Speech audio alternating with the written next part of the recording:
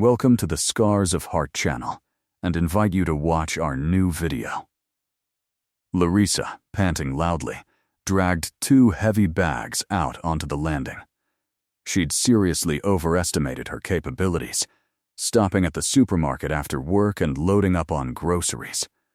Somehow, she'd managed to squeeze 2 enormous bags, both in volume and weight. Look how her arms had stretched while she was carrying them up to the 4th floor. The plastic handles had squeezed her fingers and palms so tightly that she couldn't even bear to give birth. Oh well, she'd rest now, and then just one more push, 2 flights of stairs, and she'd be home, on her 5th floor. Larisa carefully set both bags down and shook her wrists. It would be a good thing Sasha wasn't home yet, otherwise he'd give her a huge tantrum about her unplanned shopping spree. He can't stand it when she plays the workhorse and immediately takes away anything heavier than 100 grams. Even in supermarkets, he always patiently pushes the cart after her, maneuvering between displays and shelves, especially since she's a big fan of sauntering around, shopping and listlessly filling baskets and carts with such attractive jars, bags, bottles, and boxes. Or, as Sasha good-naturedly jokes, grabbing everything in sight. Although this time she seemed to be putting only the bare necessities in the cart, what she needed to prepare a special dinner. After all, today marks exactly 6 months since she and Sasha met. They were supposed to celebrate this occasion in the proper way, at a restaurant, but it suddenly turned out that Alexander was incredibly busy, and she, in the middle of the work week, has no time for much celebration, so they decided to postpone a trip to a beautiful place until the weekend. Still, Larisa couldn't miss such a day and decided to prepare a special, albeit late, dinner, so she picked up so many groceries that she barely dragged them from the car to the apartment door. But that's such a small thing compared to the pleasure of thoughts of what she would cook, and with what pleasure it would be eaten by the man infinitely dear to her, and the gratitude that would shine in his eyes. And then strong, powerful, but so gentle arms would embrace her, and a quiet voice would whisper in her ear, "Lorik, darling, thank you." It was incredibly delicious. As always, though, you spoil me beyond measure. And anyway, at this rate I'll soon get fat, and you'll leave me yourself, and I really wouldn't want that. On the contrary, I plan to live with you for a long, long time, and infinitely happily. Larisa loved her new life very much, and loved the man who created it and became its center. So she hurried home every day to have time to cook something delicious, to please, surprise, or even delight Sasha, not only with yet another culinary delicacy, but also with her blooming appearance, especially unexpected after spending the whole day at work. "Lorik, how do you manage to look like a May rose after all these financial squabbles of yours?" Sasha wondered cheerfully. "It's simply astonishing. He sits at the computer all day, without raising his head. But when you look at him, he looks as if he just came from. She came to the beach. Incredible. What a miracle I've been given. A truly amazing woman. With the right man, even a woman blossoms." Larisa sincerely and willingly returned Alexander's compliment. Sasha himself was also in a hurry to get home, trying to finish his business as quickly as possible. He often popped into the flower shop, and many times she literally buried her face in an armful of buds as she threw open the front door. And she kept waiting for this honeymoon period to end. After all, it had to end inevitably and inexorably. That's life. Besides, they were, to put it mildly, no longer children. She had somehow imperceptibly turned 30. Sasha was 3 years her senior, but the Padishtas both behaved like students who had fallen in love for the first time and immediately and forever. At least, that was exactly how she felt. She was simply happy, boundless and thoughtless, as if the reward for all the troubles and disappointments of the past had finally come upon her. She jerked her bags and at the same time her whole self up onto the last step of the stairs and froze, because the door to their apartment was slightly open, and a narrow strip of water was falling from the crack onto the not particularly clean entrance floor. Light, and a man's voice was clearly audible. Sasha's voice. Well, it seemed like nothing special. Well, the man didn't slam the door behind him. It happens. You never know. Something distracts you, you come in and forget. Or maybe, on the contrary, you're about to leave, but then you come back into the apartment for some reason. What would any other woman have done in her place?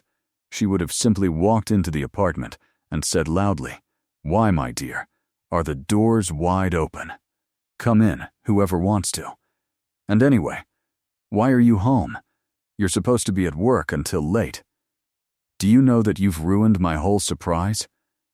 But Larisa not only didn't open the door, but, on the contrary, put her hands behind her back, as if afraid to even touch the matte metal surface, and then listened, made out the words, turned pale, closed her eyes and, swaying, pressed herself against the wall.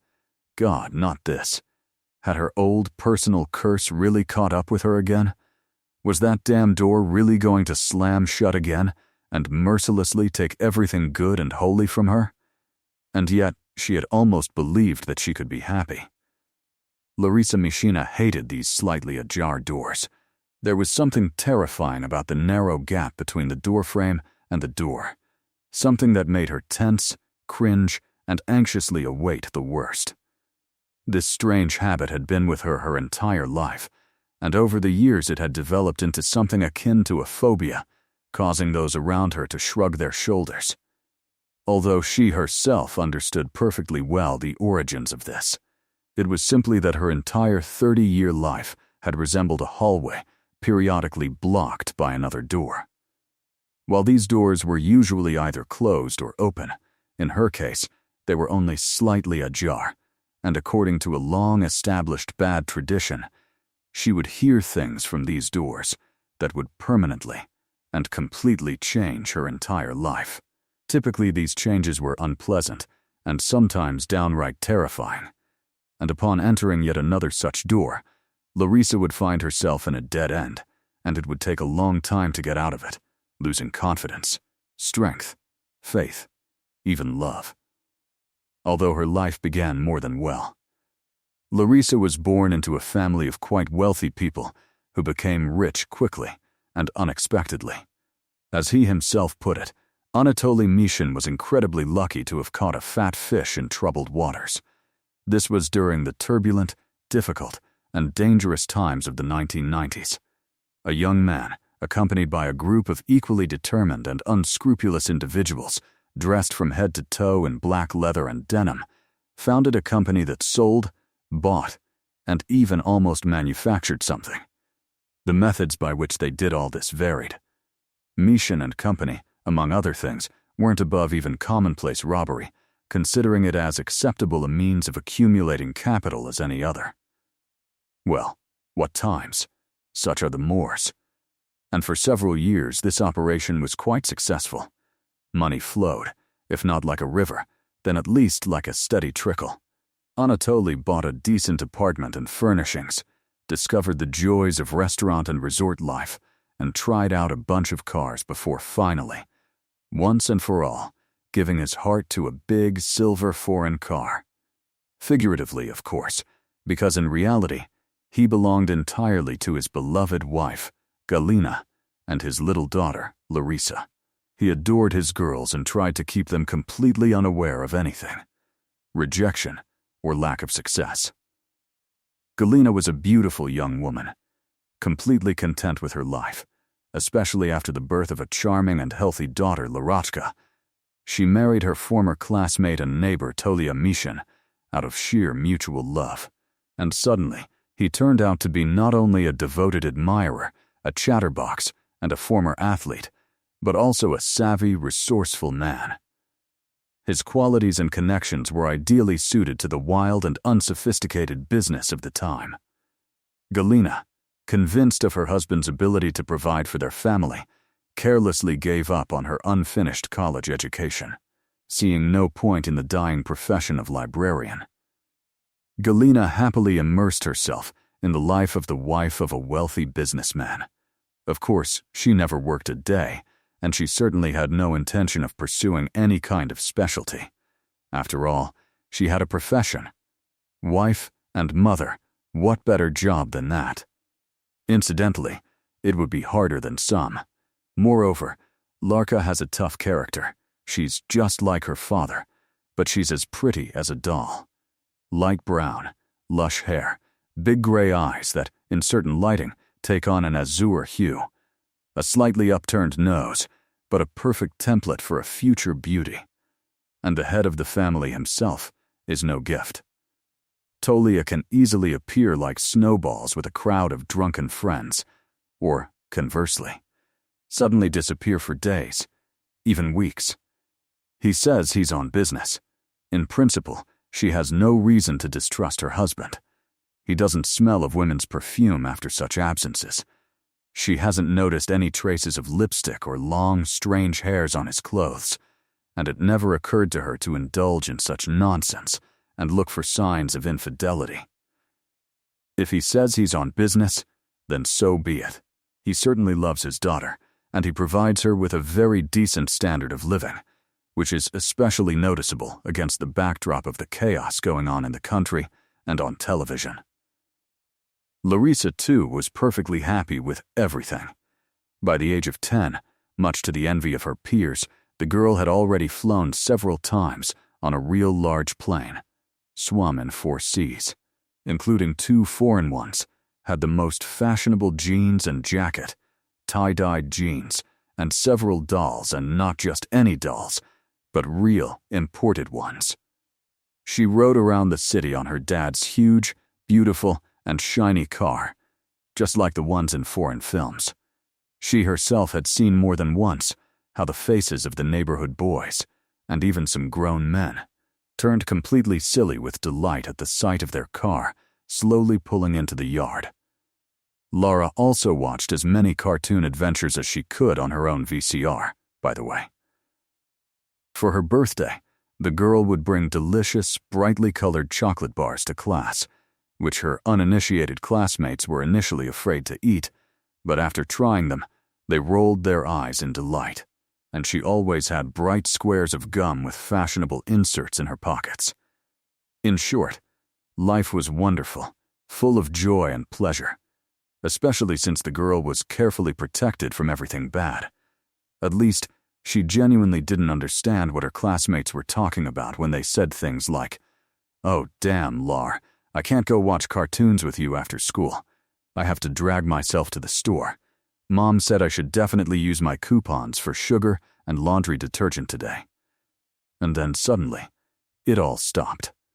And the trips to the sea, the foreign cartoons' toys, pretty clothes and delicious food, trips to the park and cafes, and rides in Dad's car. Not right away, though. It all started when Dad himself suddenly disappeared, and Mom started crying endlessly and bitterly. She sat in the kitchen with mascara streaks darkening under her eyes, rocking back and forth and wailing pitifully, "Oh my God, what are we going to do now? How are we going to live?" Third grader Lara didn't understand what had happened at the time and was terrified for her mother. The woman, watching her daughter's lips twitch, would pull herself together, wash her face, put on makeup again for some reason, and a few minutes later, she would break into another fit of despair. But she couldn't really explain anything to her daughter. Dad still wasn't home, didn't answer the phone, and Lara decided he'd simply gone on an urgent business trip, and for some reason, Mom was especially worried this time. A few days later, Larisa's classmates provided some clarity. At least a boy named Alexei, who lived in the same building and entryway, reported it with poorly concealed delight as soon as she entered the classroom. "So, Machina, have you had enough? Dry your crackers. That's it. Your daddy has sat down." My dad said it was high time, and he also said it would be for a long time, 10 years with this, what do you call it, Confiscation. Where did he sit down? Lara was amazed. Who's had enough? And my dad never sat down anywhere. And we don't know anything about confiscation. And we don't eat crackers. And you and your father are complete idiots. The impending fight was prevented by the teacher entering the classroom. She called out sternly to Lyosha and clearly wanted to take Larisa's hand. But then she jerked strangely and looked at the silent class with confusion. Larochka, you should go home today. I'm letting you go, the teacher suddenly announced for some reason. Apparently, even forgetting about the upcoming math test, a delighted Danil Zialara galloped home, humming a cartoon princess song, and, jumping onto her landing, stopped dead in her tracks. The large, beautiful, sturdy door to their apartment was, for some reason, ajar, and a completely unfamiliar male voice could be heard coming from behind it. Here, Miss Mishina, please read the search warrant. Your apartment, true. You could spare us the extra work and yourself the inconvenience of the mess by voluntarily handing over the money and other valuables your husband obtained through criminal means. Would you like that? Well then, let's get started. Mom was still sitting on the same stool as she had been this morning, still rocking back and forth, clutching her temples. In front of her, a man in a dark blue uniform with shoulder straps sat with papers spread out on the table. Two men, dressed identically, were wandering around the apartment, opening cabinets, shamelessly rummaging through things and documents, leafing through books, knocking on the walls for some reason, and writing something on pieces of paper. The neighbors sat on the sofa, stone-faced, uncomfortably frozen, clearly afraid to take another breath. Aunt Lida from the first floor, owner of a nasty, biting, barking little dog, and the father of that very same Lara's classmate, Lyoshka. Oh, hello, Uncle Musar. The charming girl, Larisa Mishina, greeted them very politely and politely. A deathly silence fell over the apartment. Mom froze, stopped sobbing, and looked fearfully between her fingers pressed to her face. Neighbors on the couch, they exchanged confused glances. One of the men in uniform suddenly burst into loud, hearty laughter. Hello to you too, girl, the man sitting across from Mom said slowly, drawling. Well, as they say, the apple doesn't fall far from the tree. And then, suddenly, the incredible happened. Mom, her wonderful, kind, beautiful mom, who blew dust off her, called her princess and her sunshine, suddenly jumped to her feet, ran up to her daughter, and slapped Larisa soundly across the face. Don't talk nonsense, she screamed. Lara was shocked by the sight of her mom's flushed, distorted, unusually ugly face, with some terribly white spots gleaming on it, and by her sharp, angry scream. So shocked that she even forgot to burst into tears, although she certainly should have.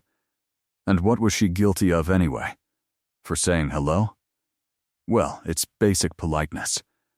And as for addressing someone, well, Dad always used that word to refer to people in that way. She'd heard it many times herself. She was distracted from her sorrowful thoughts about whether she should cry after all by contemplating her favorite doll, which for some reason, what was one of the men fiddling with? What was really going on? 10-year-old Lara, of course, didn't understand that her familiar, cozy, and comfortable world was completely changing right now, crumbling to its foundations. But soon the realization fell on her with all its weight.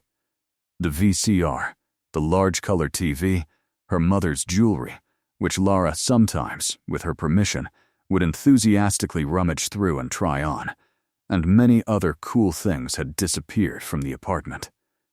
Dad's wonderful car, always parked under the windows, had also gone somewhere and never returned. The food had become somehow tasteless, the towels were rough, the weekends boring. But most importantly, her mother had changed a lot.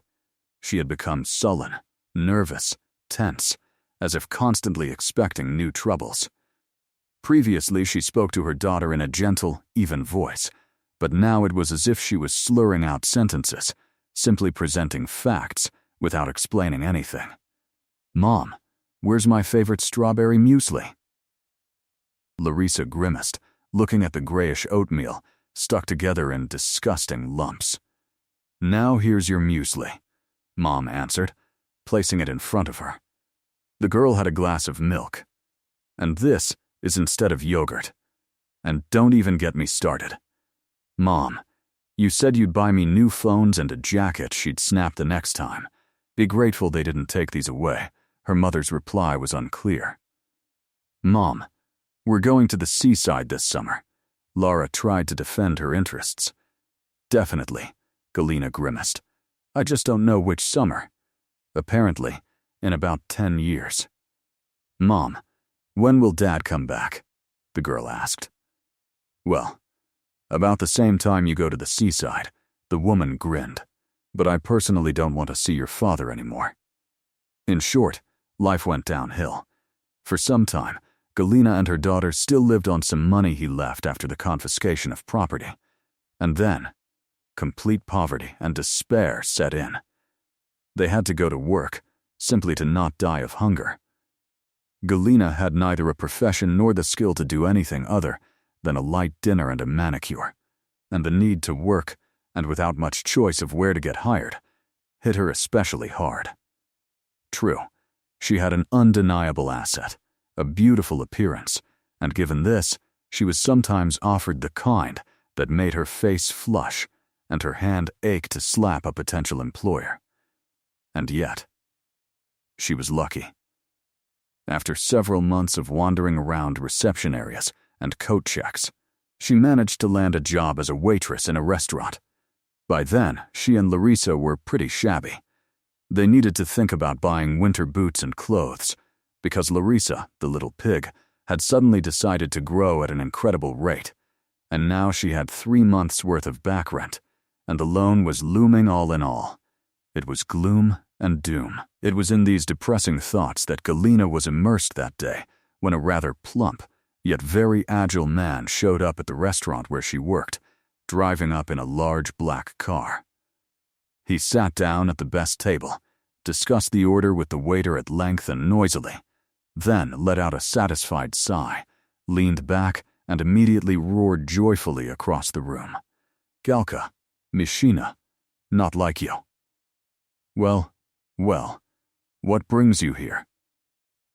"Oh, right. How so, my dear?" "Your breadwinner disappeared, and now you're running around with a tray."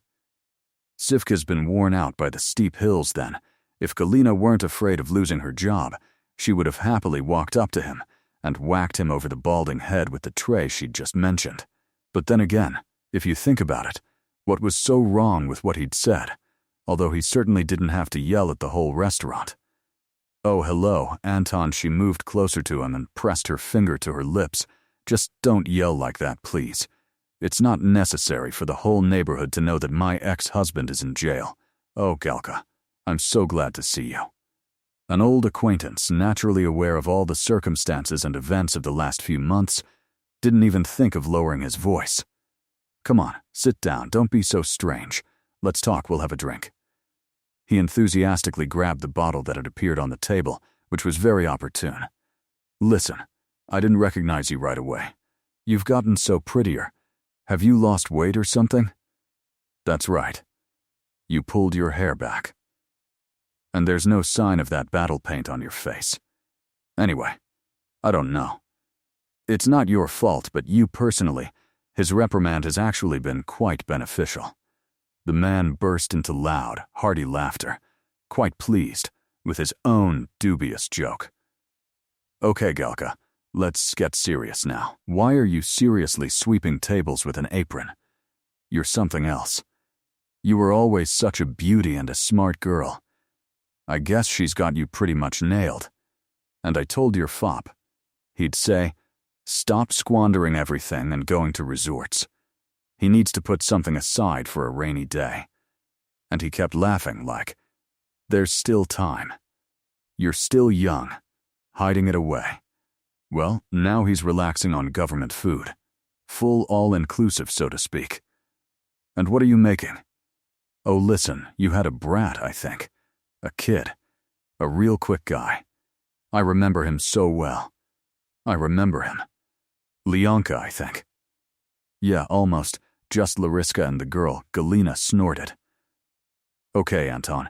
Excuse me, I have to work, otherwise I could easily get fired and be left without tips. And as you so aptly noted, I need to rack up as many as I can. Just wait. Sit down, I'm telling you. Nothing will happen to you. No one will kick you out of work. The owner of this eatery is a good friend of mine. Let's sit and talk. We're not strangers, after all. You know, darling, I've always really liked you. Honestly, I always thought that only Mishin wasn't worthy of you. Not even a little finger. 3 pliners, since that's how it turned out. By the way, you divorced him, right? Oh, good job. Tell me, how are you planning on living from now on? On a waitress's salary and tips? Or what? You, with your habits and manners. Anton poured more wine, devoured a huge steak with a savory appetite, and cheerfully joked about things that weren't so cheerful for her. It was clear he was doing well, both in terms of health and well-being. He finished the meat so quickly and snapped his fingers invitingly. He'll definitely be ordering more. And he seemed to be doing just fine financially, too. She was certainly well behind the times, but she was perfectly capable of appreciating the value of the watch on his wrist, the quality and provenance of his suede jacket, and the ring on his thick little finger. After a quick preliminary analysis, she secretly peered more closely at her unwitting interlocutor from under her eyelashes. Her husband, Anatoly, had introduced her to Anton many years ago. The man had immediately and openly expressed his admiration, and indeed had declared for all to hear that a young man like Mishin was completely unworthy of such a woman. Like Galina. He always spoke loudly and frankly about everything. This manner of communication, unusual for the environment in which her husband lived and worked, surprised Galina. Listen. How does he handle business with such sincere frankness? She clarified with Tolia. So he's just being truculent with women, I mean? With women? Just in casual conversation. But when it comes to business, oh God forbid you get under his feet. You know what nickname he has in our circles? You probably think he's some harmless chatterbox or a fatso. But no, he's a tractor, because he'll run you over and not notice. And if he does notice, he'll come back, spin around, and bury you, so you won't be able to get out later. Anton's appearance also somehow didn't fit with his business reputation. He was a short, plump man with a round face and a noticeable bald spot on his head. The facial expression was usually good-natured, and this was emphasized by a smile that almost never left the face. And suddenly, among all these folds, roundness and dimples, a sharp, cold, appraising look slipped through, which seemed to say, well, let's joke. Let's see who will laugh. The last one. However, now Anton looked at Galina exclusively with sympathy, and also with obvious male admiration, so much so that she coughed embarrassedly, crumpled her napkin, and said, Well, Anton, it was nice seeing you. And thank you for the kind words. I haven't received so many compliments in a long time. Come on. Good luck to you. Meeting a man from her former, such a prosperous and comfortable life, greatly upset Galina. With the new burden came problems, especially the lack of money. And yet, it was nice that it turned out she was still able to impress a man, which meant that not all was lost in her life. And the very next day, she received proof of this. Closer to lunch, a familiar loud laughter rang out, and Anton entered the room. Galka, you tell me right away which tables are yours, so I can sit down correctly. Why should I give out random ones to just anyone? I'd rather sponsor you, Anton announced frankly and, as usual, to the entire room. Galina awkwardly glanced at her shift partners and made an inviting gesture. "You know, I've decided that I'll be here from now on. We're going to eat," the man told Gal, accepting the menu. "Look, maybe I can help you out? Well, go ahead. Give me some advice. What should I eat here that would be bigger and tastier, but at the same time wouldn't make me gain too much weight?" Anton paid with relish, winked at Galina, and departed, and she, opening the folder, suddenly realized that life was getting better. It simply contained a tip 3 times the cost of the entire order. True, at first she was angry, and the next day she decisively returned the bills to Anton, or rather, tried to return them. "What are you talking about, Jackdaw? This is, from the bottom of my heart, so to speak, a sponsorship for your brat." "For the kid." "Oh, I mean for the girl. We are our own people. After all, I once had business with your ex-husband, and, I must say, I cheated him pretty good back then." He shook with laughter. "Well, and now my conscience has tormented me. I decided to help you, so to speak, to make amends." Anton didn't look like he was tormented by his conscience, nor like a selfless philanthropist, and Galina never doubted his true interests for a second. Anton turned out to be a persistent admirer, with no intentions. He hid it, although he displayed his feelings in a rather peculiar manner throughout the restaurant. 6 months later, Galina and her daughter moved in with Anton, and Larisa began her climb back up to the heights, to the gentle, warm sun shining, reflecting off the sea, where they served her favorite muesli with fresh berries for breakfast and bought beautiful things. Uncle Anton was cheerful and kind. He didn't try to be a father or caregiver, but he drove a huge Jeep, which accommodated not only them, but also Lesia's delightful dog with its long, silky fur. However, this time, everything turned out to be disappointingly short-lived.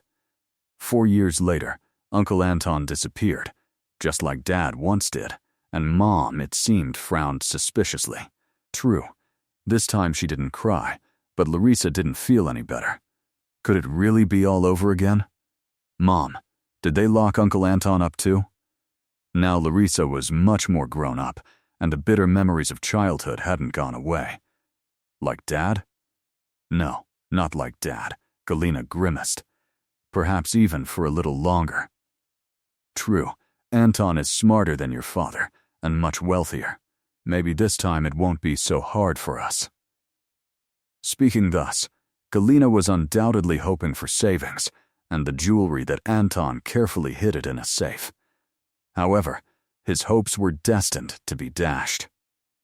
A couple of days later, high school student Larisa approached the door to their apartment, which was again ajar, just as it had been many years ago when her father disappeared. The girl was struck by a familiar sense of unease. And it was true. Everything happened again. Only now, instead of a man's voice, Larisa heard a woman's, but no less authoritative and categorical. "So, Milochka, let's settle this matter right away. This apartment is registered in my name, and it was purchased long before you arrived. As far as I understand, you never registered the marriage, and my son didn't adopt your child. He was smart enough not to do anything stupid, thank God. So, I'm not a penny pincher. Come on, get ready. Take everything he gave you, and I want you out of here in 2 days." An energetic, plump elderly woman with a surprisingly familiar face, seemingly kind and gentle, yet with a sharp, piercing gaze, was firmly in charge of the apartment. So Galina and 15-year-old Larisa found themselves back in their old apartment, which, fortunately, Galia had kept. Live there was a place, and for a few months there was even something to give, because Anton was quite generous with gifts. But everything comes to an end. The things suitable for sale also ran out, and yet, this time, Galina did not find herself completely helpless in the face of circumstances, as she had been many years ago after Anatoly's disappearance. Taught by bitter experience, she, to Anton's cheerful surprise, had once completed a course in hairstyling. "So, now I can do my own hair?" she explained. "And then, you see, I'll have to do it for others. You never know how life can turn out. I always said, my dear, that you're not only a beauty, but also a smart one." Anton nodded respectfully. True, Galina wasn't a particularly talented hairdresser. Well, that's the case with any business. Besides technique and a skilled hand, you need something equally important. You have to truly enjoy the work, bring pleasure. Then, the results won't be long in coming. Galina, however, couldn't bring herself to love her new profession or the process itself. After all, she had been a client of the very best stylists for most of her life. And suddenly, from the prince to dirt, so to speak. And frankly, it's embarrassing, because she's perfectly aware that people are whispering and gossiping behind her back about her misfortunes. And this realization makes her long to meet another fake smiling woman, cut her hair shorter and uglier, or dye her hair green. Of course, such thoughts and worries are unbearable in a profession where the client is so important.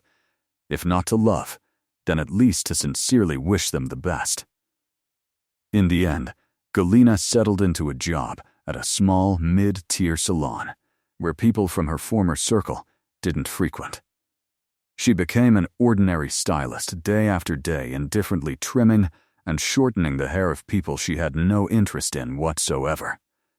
Even despite a relatively stable income, of course, their standard of living was incomparable to what it had been before.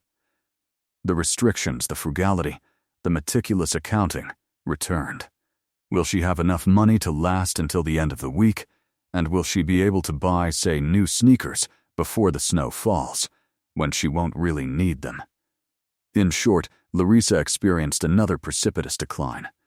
Now she felt it much more painfully than in her distant childhood. She was already a young woman, and acutely felt her lack of resources and opportunities, especially since memories of a good, prosperous life were still fresh. Larisa was beautiful, and it was all the more frustrating that there was nothing to clothe it in, nothing to accentuate it with. To her credit, she had no intention of sitting by and waiting for things to improve.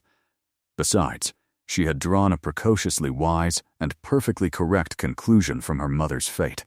Beauty is beauty, and it's great to have a man by her side. And yet, an education is essential.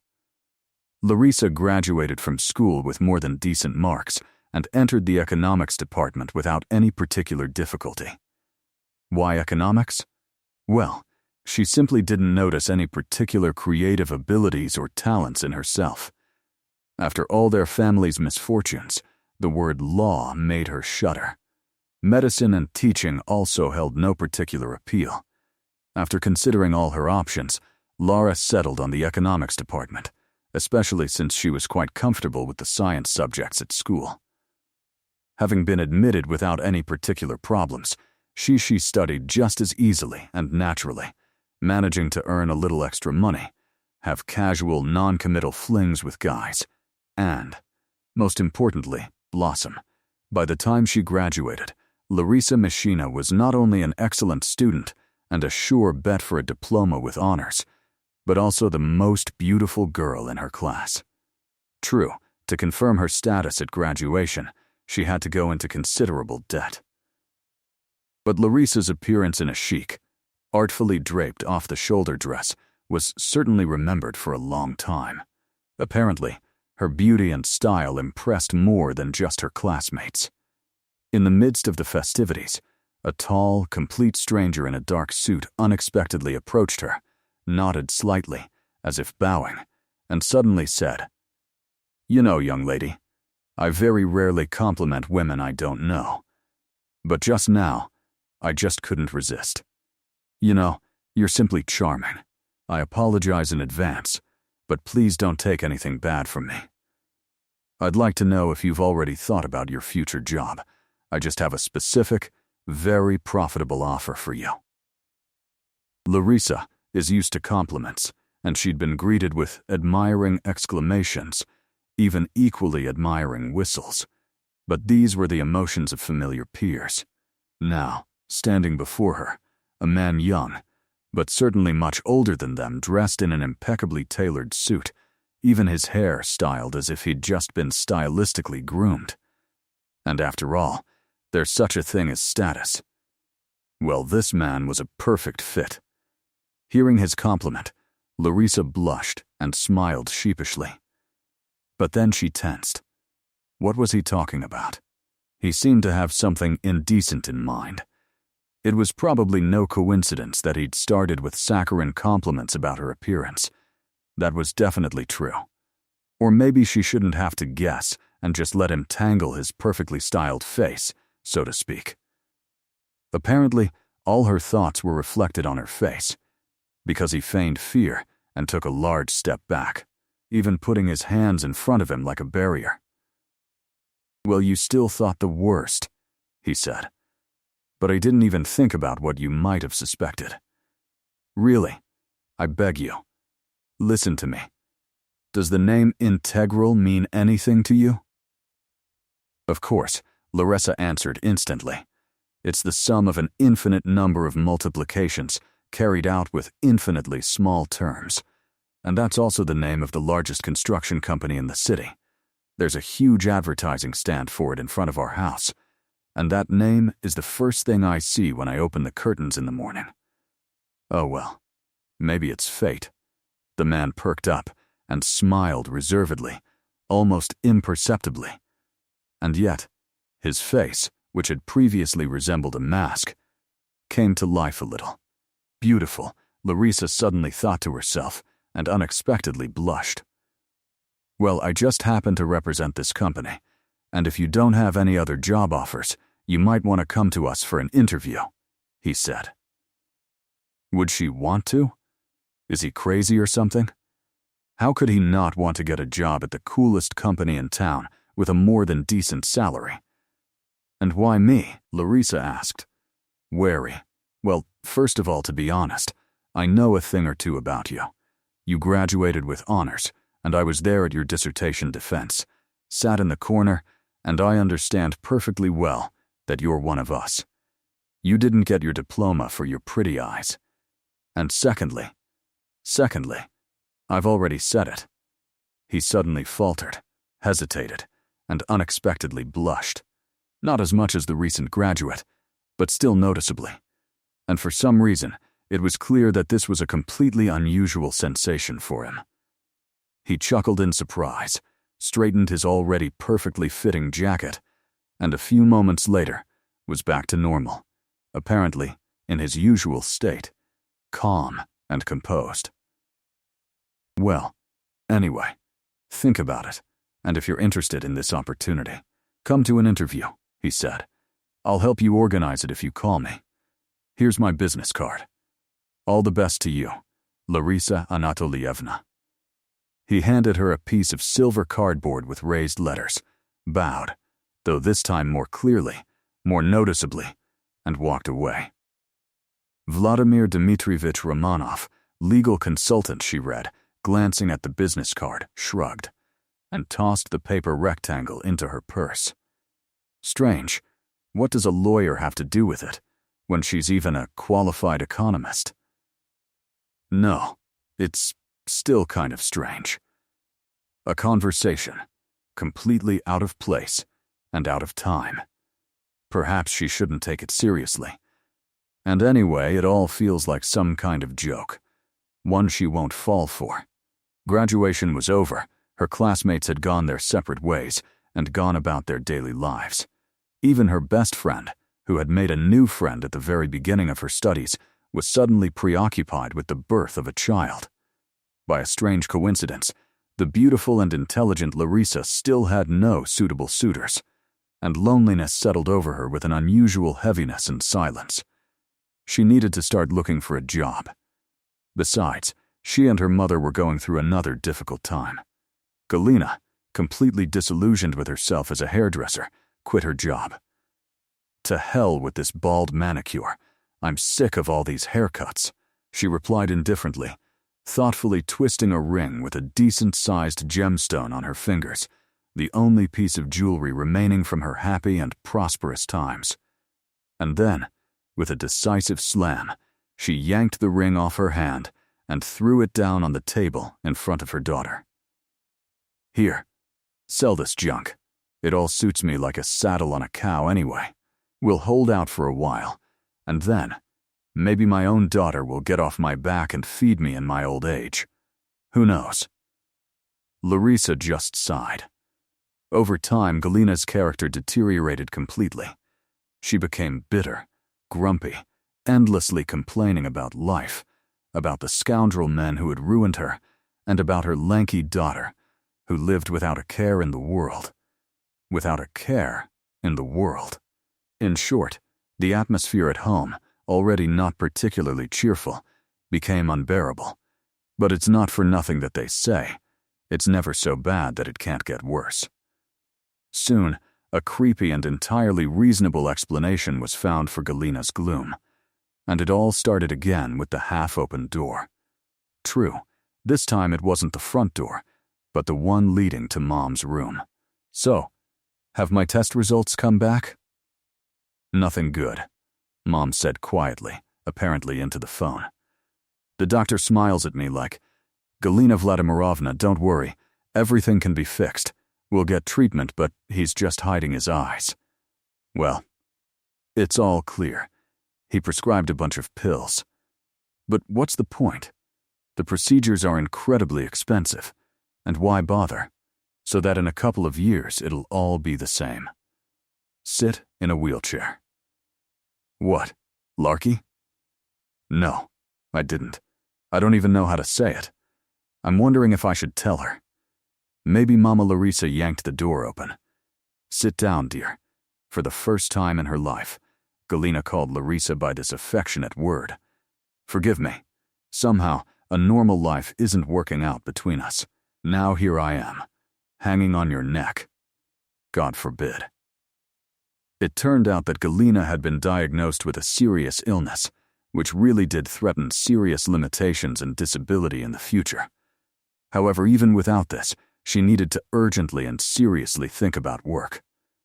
Especially since, despite all her efforts, phone calls, responses to ads, and running around to interviews, she couldn't find anything concrete. No, of course there were plenty of offers, but they were all either humiliating in content or extremely humiliating in terms, and most often both. Basically, they promised pennies and demanded a lot. And the work offered was infinitely different from what she had successfully studied for 5 years. "Nina, I don't get it. Does no one really want my honors diploma?" Larisa wondered, sitting in her friend's kitchen. "Why not?" She grinned. "They do.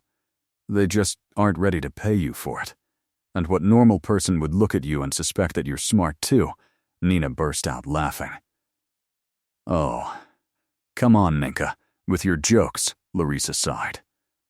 "Okay, I guess it can't be helped. Starting Monday, I'll start as an operator at that. What's it called? I forgot the name. I have to start somewhere. Wait, do you remember you told me about the dude who hit on you at graduation?" Nina remembered. "He left you his business card. He also supposedly told you something about that very integral. Remember? Then you call him.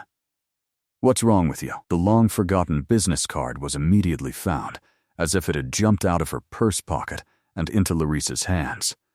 "Vladimir Dmitrovich," she stammered in fear, dialing the number. "Hello, Larisa." The voice on the other end of the line instantly answered. "It's good you called. I've been waiting. Do you really need the job?" "Yes, I really do." "Tell me, are you really from Integral?" Larisa couldn't help but ask. "Oh, I'm sorry.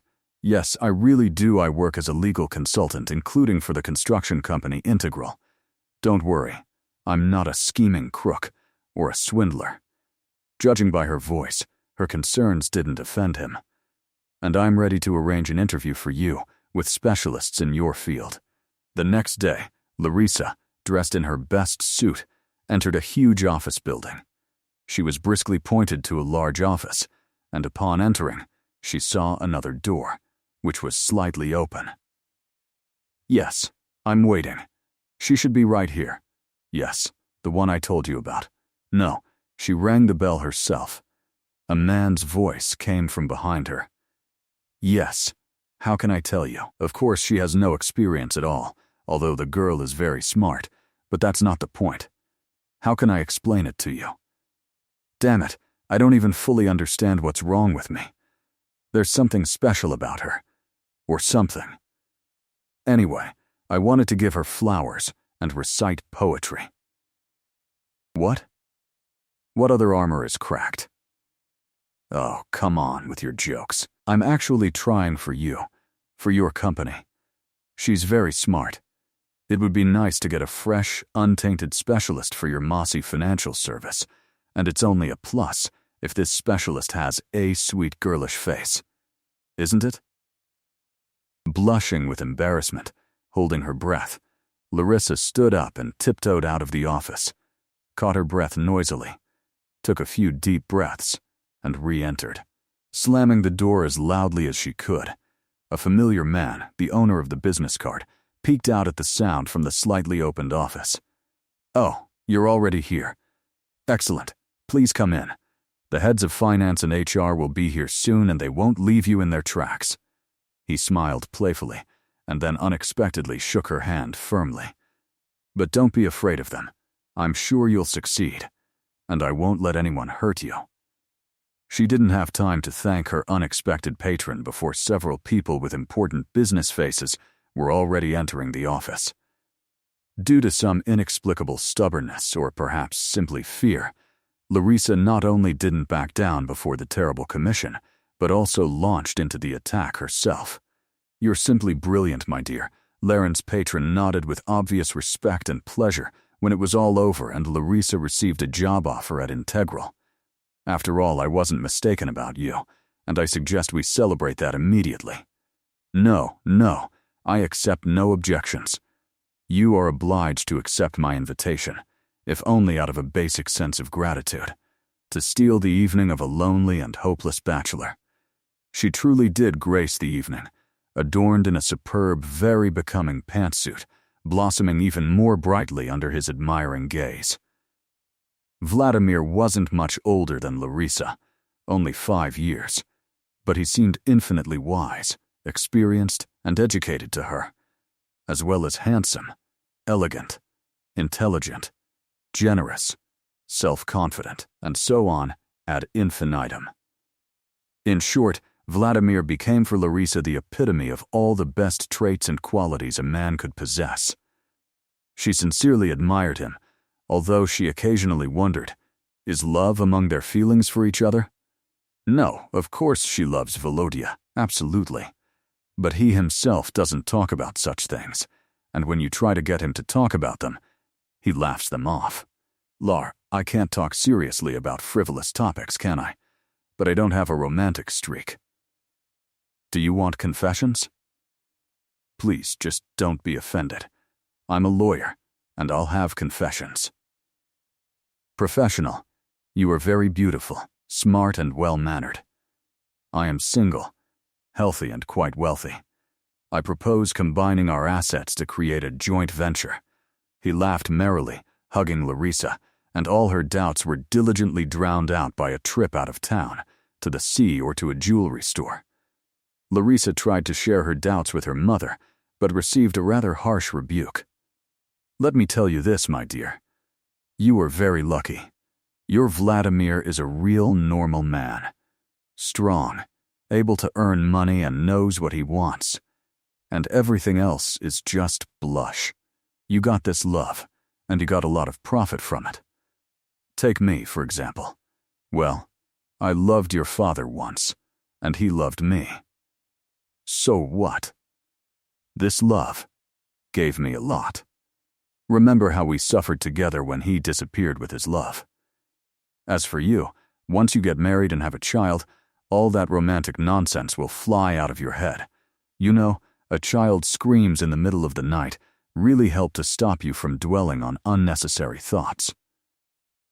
Larisa married Vladimir, moved into his apartment, and set about perfecting herself, the home environment, and her culinary skills.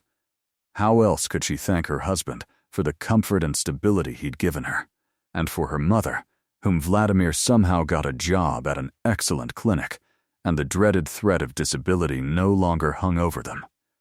For several years, everything was fine, at least outwardly.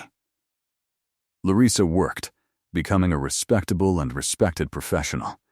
From a very pretty girl, she transformed into a very beautiful and stylish woman.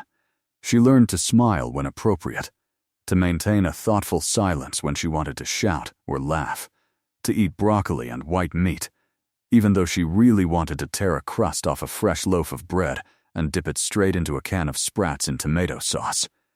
She got used to agreeing with her husband that they certainly needed to think about a child, but they would have time.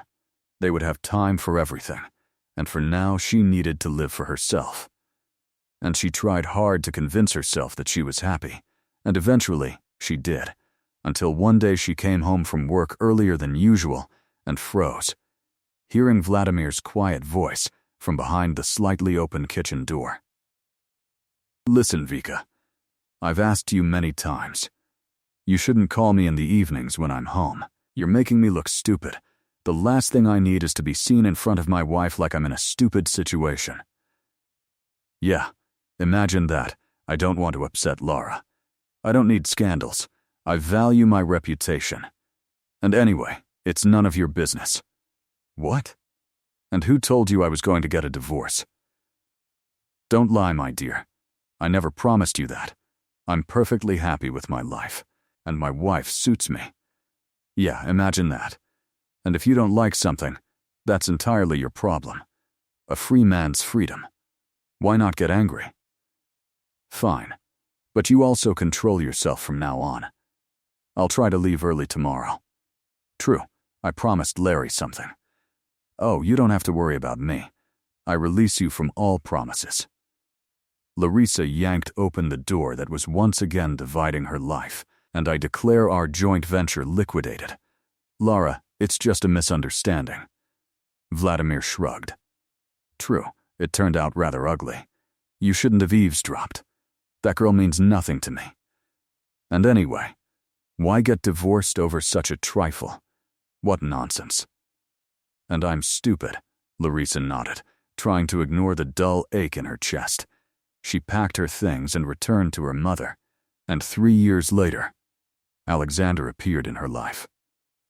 There are days like that, especially after a long, drawn-out storm, when you pull back the curtains and, squinting in the sunlight, begin to smile at something, breathe deeply, and hope for something good. Sasha became that ray of sunshine for Larisa. He simply appeared next to her when, looking rather stupid, she found her heel helplessly stuck in a sidewalk grate. With a quick, easy movement, he yanked Lara's leg free. She sheepishly muttered a thank you and shuffled on, and after a while, she spotted a blonde, smiling savior walking beside her, who suddenly decided that from now on, they were on their way. First to that booth with the sign, "Shoe Repair Shop," because the heel was about to fall off, and then throughout life in general, if, of course, she, Larisa, didn't have anything against it. She didn't have anything against the sun. Could anyone have anything against it? And suddenly it turned out that there was no need to talk or ask about love. No need even to think whether she was there or not. Because she was there, of course. And no justification was needed for what was already visible and felt in every glance Sasha gave her, in the way he held Lara's hand in his smiles and silences, in the deep, meaningful anticipatory sigh with which he sat down at the dinner table with impatient movements, when he, unable to keep up with himself, was eager to meet in the evenings, in the way he, holding his breath, tucked a stray strand of hair behind her ear, and even in the way he playfully scolded her for her habit of running into the store and taking more than she could carry. And now she stands in the entryway in front of yet another half-open door in her life, which seems to laugh at her, a stupid and naive simpleton. Mocks her with the words that Sasha's voice utters. Yes, of course I'm listening. I'm listening. It doesn't matter. Just say whatever you want. It's such a joy just to hear from you. I just couldn't believe it when I saw your number. It's crazy. How I've been waiting for this. How wonderful that you finally stopped being so stupidly childishly offended and believed me. Listen, wherever I am, whoever I'm with, no matter what, you will always be needed, dear, and loved by me. I simply can't live without you, and how happy I am that you finally understood that. Dear, needed, beloved, wonderful, the best words. Only they were said to another woman, and nothing else matters. I need to go into the apartment and pack my things. Just now she will wait until her legs stop shaking, and her heart stops beating dully and painfully. Yes, listen, I'm getting married. A cheerful laugh came from the apartment. Yes, imagine, well, of course. So you simply couldn't have chosen a better moment to show up. Yes, of course, it's not even up for discussion. Of course you have to be at my wedding. Without you, it will be completely different. Not the same. In short, get ready and come. Do you hear? I hug you very tightly, my darling. Larisa wiped her face and entered the apartment. Lorik, you simply can't imagine what happened. Sasha rushed to meet her. Well, of course, I can imagine. Very much so. Larisa smiled wearily. You've finally decided on a bride, but with whom your destiny will definitely be, just the way it should be. Congratulations, I'm glad everything worked out this way. I'm afraid I wouldn't have been able to handle a second husband who lied to me behind my back. And this way, you'll marry your sweet, dear, beloved one, the one you can't live without, and everyone will be happy. Lorik, I don't get it. What are you talking about now? Alexander looked at Larisa, puzzled, but he clearly couldn't stop smiling. Come on, Sasha, stop it, don't. I just heard everything.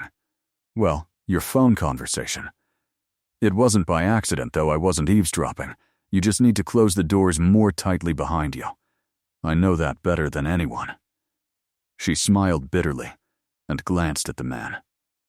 But for some reason, instead of blushing and getting embarrassed, Alexander smiled wider than ever and loudly burst into tears. Oh, I can't. You're something else, he finally said, still sobbing with laughter. Larisa had been standing there all this time, watching Sasha warily. Just look at how they were making fun of him. Well, if you're caught red-handed, all that's left is to have fun. Lorik, you're simply inimitable.